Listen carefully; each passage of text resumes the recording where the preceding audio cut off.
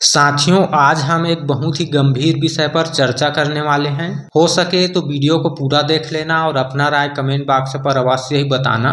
तो देखिए दोस्तों, हमारा भारत देश एक विशाल और विविधता से भरा हुआ देश है, जहां पर सबसे अधिक लंबे समय तक विदेशियों ने राज किया है और भारत के लोगों ने अपने ही देशवासियों का शोषण व उनके ऊपर अत्याचार किया है। अभी वर्तमान युग का राजनीति दोस्तों अब राजनीति नहीं रहा, बल्कि राक्षस नीति बन गया है, जिसके तहत नेता लोग राक्षस की तरह जनता को नीति अपनाकर तिरस्कार करते हैं तथा उनका शोषण करते हैं। दोस्तों, आज के ज़माने में राजनीति का संधि विच्छेद करें तो रा का मतलब राक्षस की तरह, ज यानी कि जनता को, नी यानी कि नीति अपनाकर, और ती का मतलब दोस्तों तिरस्कार करना। राजनीति में नेता लोग पैसे को बीज की तरह जनता के ऊपर बोते हैं और चुनाव जीत जाने के बाद हर रोज फसल काटते हैं। पैसा से सत्ता हासिल करते हैं तथा सत्ता में जितना पैसा लगाए रहते हैं उससे कई गुना ज़्यादा अधिक पैसा कमाते हैं। इस तरह जो व्यक्ति एक बार सत्ता हासिल कर लेता है, चाहे वो किसी भी तरीके से हो, वो व्यक्ति दिन प्रतिदिन उतना और अमीर होता चला जाता है। दोस्तों, इस प्रकार गरीब आदमी को राजनीति में पैर रखने का मौका ही नहीं मिल पाता।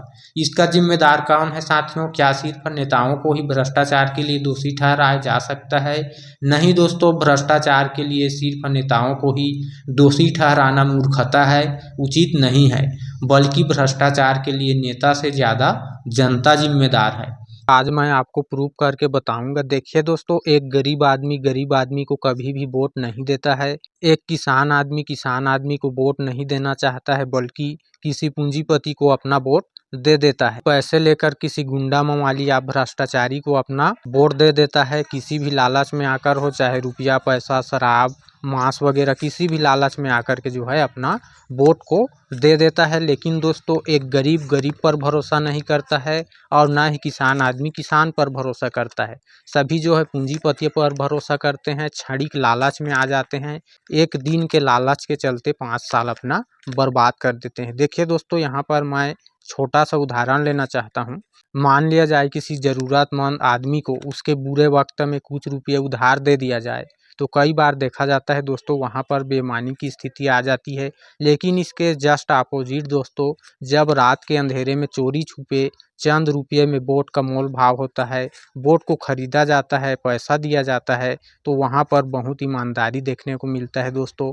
लोग उसी को अपना वोट दे करके आते हैं जो उसको पैसा दिया रहता है। दोस्तों, यदि नेता भ्रष्टाचारी है तो जनता भी कुछ काम नहीं है। आज के ज़माने में बिना पैसे बांटे चुनाव जीतना बहुत मुश्किल है। भ्रष्टाचार की शुरुआत आखिर जनता से ही तो होती है दोस्तों। यदि जनता ईमानदारी दिखाएगी, अपनी वोट को नहीं बेचेगी, तब कहीं जाकर के जनता से नेता बनेगा, वो नेता ईमानदार होगा। और जब देश का जनता ही भ्रष्ट होगा दोस्तों, घूस लेने वाला जनता होगा, नोट लेकर के वोट देने वाला जनता होगा, तब नेता भी भ्रष्टाचारी ही होगा। देखिए दोस्तों, इतने बड़े विशाल देश में, विविधता से भरे हुए भारत देश में, इतने लंबे अरसे तक सिर्फ 2 ही पार्टियों का दबदबा रहा है, कांग्रेस और भाजपा का। दोस्तों, जब कांग्रेस के नेता बात करते हैं तो अपने पार्टी का तारीफ करते हैं और भाजपा के बारे में जो है गलत बताते हैं, भ्रष्टाचारी बताते हैं, उसको बुरे बताते हैं। और उसी तरह दोस्तों, जब भाजपा के नेता अपने बारे में बात करते हैं तो तारीफ करते हैं, और कांग्रेस पार्टी के बारे में बात करते हैं तो उसकी बुराई करते हैं, उसको भी भ्रष्टाचारी बताते हैं।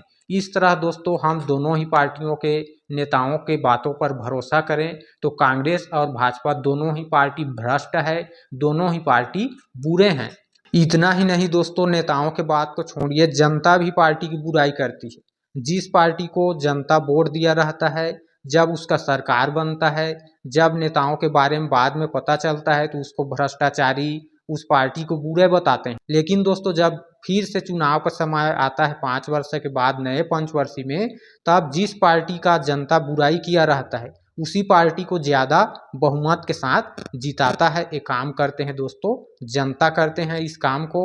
तो मान लिया जाए अभी वर्तमान में देखिए दोस्तों, कांग्रेस के एक नेता के यहाँ आप समझ गए होंगे 400-500 करोड़ रुपया उसके घर पर मिला है। तो अभी लोगों में चर्चा चल रहा है कांग्रेस पार्टी के बारे में कि वो पार्टी भ्रष्टाचारी है, उसके नेता भ्रष्टाचारी हैं, जनता के पैसे को ठगे हैं करके। लेकिन दोस्तों, जब चुनाव का समय आएगा तो वही जनता उसी पार्टी को, उसी नेता को बहुमत के साथ जिताने का काम करेगा। ये गलती करते हैं दोस्तों जनता, और जो है बहुत दिनों से करते आ रहे हैं। क्योंकि दोस्तों कभी कांग्रेस को वोट देते हैं, कभी भाजपा को। जब कांग्रेस के बुराई के बारे में पता चलता है तो भाजपा को वोट करते हैं, भाजपा के नेता के बुराई के बारे में पता चलता है तो कांग्रेस को वोट करते हैं। लेकिन दोस्तों हमारे देश की जनता इतना नासमझ है दोस्तों कि आज तक इस बात को समझ ही नहीं पाया है कि कौन सा पार्टी ईमानदार है, कौन सा पार्टी भ्रष्टाचारी है इस बात को। इसीलिए तो दोस्तों जिस पार्टी को वोट किए रहते हैं, जिस नेता को चुने रहते हैं, उसी नेता और उसी पार्टी को गाली देना पड़ता है। लेकिन दोस्तों जब कोई भी वोटर किसी पार्टी को, किसी नेता को जिसको वो खुद के वोट से चुना रहता है, तो उसको गाली देता है, तो वो गाली उस नेता को, उस पार्टी को नहीं लगता दोस्तों, बल्कि खुद को लगता है। क्योंकि वो खुद चुन करके उस नेता को जो है बड़ा बनाया है, जनता से, आम जनता से उस इंसान को नेता बनाया है। तो किसी पार्टी को, किसी नेता को कोसने के बजाय दोस्तों जनता में जागरूकता लाना चाहिए। वोट किसी ईमानदार नेता को देना चाहिए, पार्टी को बदल करके देना चाहिए, किसी दूसरे पार्टी को मौका देना चाहिए। देखिए दोस्तों जनता की मूर्खता के कारण, इसी मूर्खता के कारण, पैसे में बिकने की वजह से इस देश के नौजवानों की दुर्दशा देखिए। जो लोग ग्रेजुएट हैं, एमबीए किए हैं, अन्य बहुत सारे बड़े बड़े डिग्रियां उनके पास हैं, तो जब सरकारी नौकरी के लिए एक पद चपरासी के लिए पोस्ट निकलता है दोस्तों, तो उसमें बड़े बड़े पढ़े लिखे लोग, डिग्रीधारी लोग अप्लाई करते हैं। लेकिन विधायक में, किसी छोटे मोटे और निकाय चुनाव में जो है फॉर्म नहीं भरते, ये सोच करके कि जानते हैं दोस्तों कि हम जो है पढ़ेंगे तो लाखों आदमी को जो है कंपटीशन फाइट करके नौकरी पा लेंगे, लेकिन 10-12 उम्मीदवार को हरा नहीं पाएंगे राजनीति में। क्योंकि जनता बिकाऊ है, इस बात को पढ़े लिखे लोग समझते हैं और इसीलिए राजनीति में आना नहीं चाहते। क्योंकि सब जानते हैं बिना पैसे दे करके, बिना वोट को खरीदे चुनाव जीता नहीं जा सकता इस बात को। इसीलिए पढ़े लिखे लोग चपरासी में, स्वीपर के पद में फॉर्म डालने के लिए बेबस हैं दोस्तों। तो जब तक जनता जागरूक नहीं होगी तब तक जो है देश का छवि नहीं बदलेगा, ईमानदार नेता पैदा नहीं होगा। जब जनता ही भ्रष्टाचारी रहेगा दोस्तों, तब कोई नेता ईमानदार कैसे हो सकता है। तो दोस्तों आशा करता हूँ आपको यह विचार, यह वीडियो बहुत ही अच्छा लगा होगा, और मैं क्या कहना चाहता हूँ, क्या बताना चाहता हूँ, आपको समझ में आ गया होगा। तो दोस्तों आप अपना राय, अपना विचार कमेंट करके अवश्य ही बताइएगा। और दोस्तों यदि आपको वीडियो अच्छा लगा होगा तो वीडियो को लाइक कर दीजिएगा, और यदि वीडियो आपको अच्छा नहीं लगा होगा दोस्तों तो डिसलाइक भी कर सकते हैं। लाइक करना, डिसलाइक करना वो आपके मन के ऊपर है दोस्तों, वो आपकी मर्जी है। तो मिलते हैं दोस्तों नए वीडियो में नए जानकारी के साथ। तब तक जय हिंद, जय छत्तीसगढ़।